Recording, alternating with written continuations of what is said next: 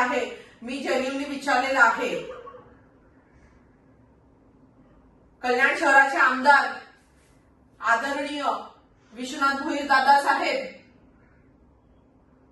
हे देखील मला सातत्याने संपर्कात राहून, शिवसेनेच्या पदाधिकाऱ्यांच्या संपर्कात राहून सगळ्या माहिती घेत आहेत. त्यांनी सुद्धा पोलीस प्रशासनास काय आदेश द्यायचे आहेत ते आदेश दिलेले आहेत. आमचं एकच म्हणणं आहे, कल्याण शहरामध्ये आजूबाजूला असं विचार करू नका की हा आमचा क्षेत्र आहे काम करण्याचा. काम करण्यासाठी कुठलाही क्षेत्र नसतो. तुम्ही क्षेत्र सोडून देखील काम करू शकतात. एखादी खरंच घटना, दुर्दैवी घटना किंवा एखादं कुठे खरंच असं प्रकरण होत असेल की ज्या प्रकरणाचे पडसाद तुमच्या क्षेत्रात देखील उठण्याचे चान्सेस आहेत, तर तुम्ही ह्या गोष्टींना वेळीच आळा घालण्याकरता सज्ज राहिले पाहिजे. काही वेळेला आपण विचार करतो, अरे यांनी आम्हाला बोलवलं नाही, त्यांनी आम्हाला बोलवलं नाही. प्लीज कृपया करून या गोष्टींना कुठेही तुम्ही असं करू नका.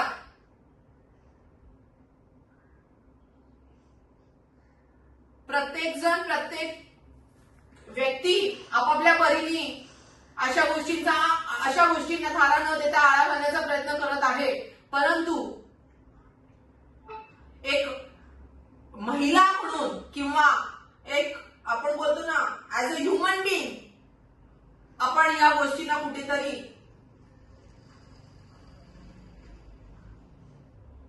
तंत्र वापरलं गेलं पाहिजे. या गोष्टीमध्ये योग्य ते काय हे राजकीय बरदहस्त कशासाठी, कोणासाठी? ती व्यक्ती लायकीची आहे का तेवढी? लायकीचं पण सोडून द्या तुम्ही. अशा गोष्टींना थराच द्यायचा नाही. आणि जे पण कोणी देत असेल त्यांना माझी आव्हान समजा. मी विनंती करणार नाही, आव्हान समजा, वॉर्निंग समजा. याच्या मागे कोणी असेल, कोणीही असलं तरी आम्ही या गोष्टीला थारा देणार नाही ऍज अ महिला.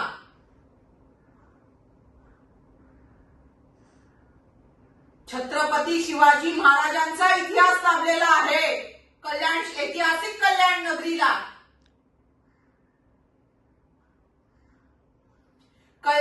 ज्या वेळेला तुम्ही कल्याणमध्ये पदार्पण करतात त्यावेळेलाच कल्याण शहराची कुलस्वामिनी नजर ठेवून आहे. या गोष्टीचं पण आपल्याला जर का भान नाहीये तर आपण देखील या गुन्हेगारीमध्ये जर का जात असाल तर जा, पण आम्ही त्या गुन्हेगारीस कसा जाब द्यायचा आणि कसा वचक ठेवायचा आणि खेचायचा या गुन्हेगारीला आम्हाला चांगलं योग्यरित्या माहिती आहे.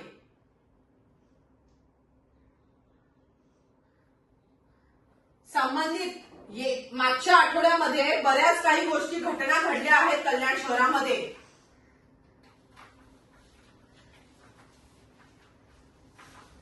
मागच्या 8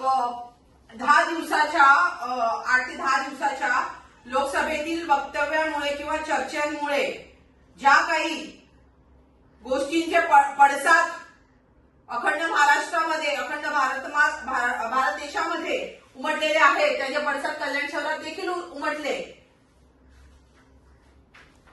जातीयवाद, जातीय तेज निर्माण होण्याचे कुठेतरी प्रकार घडण्याच्या शक्यता होत्या.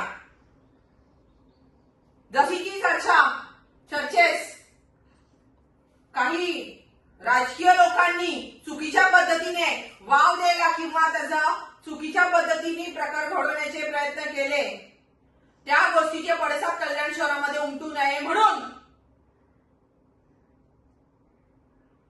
अपर पोलीस आयुक्त, पूर्व प्रादेशिक विभाग संजय जाधव साहेबांची त्वरित निवेदन भेट घेतली.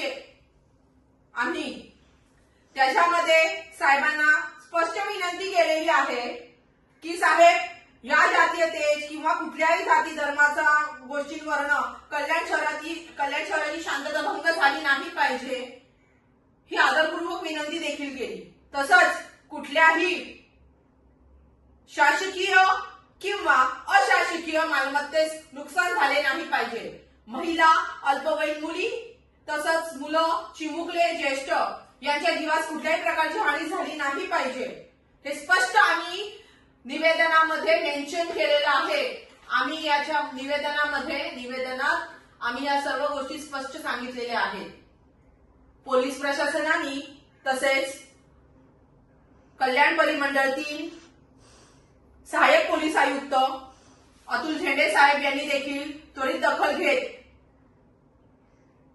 समाजामध्ये जातीय तेज तसेच महिला मुलींवरती अत्याचार होऊ नये म्हणून पोलिसांचे जी यंत्रणा, तांत्रिक यंत्रणा राबवण्याचे प्रयत्न केलेले आहे. याकरता खरं तर साहेब आपले आभार मानतो आम्ही शिवसेनेतर्फे. तसंच इतरही काही मुद्दे आहेत, जसं की मुली महिलांना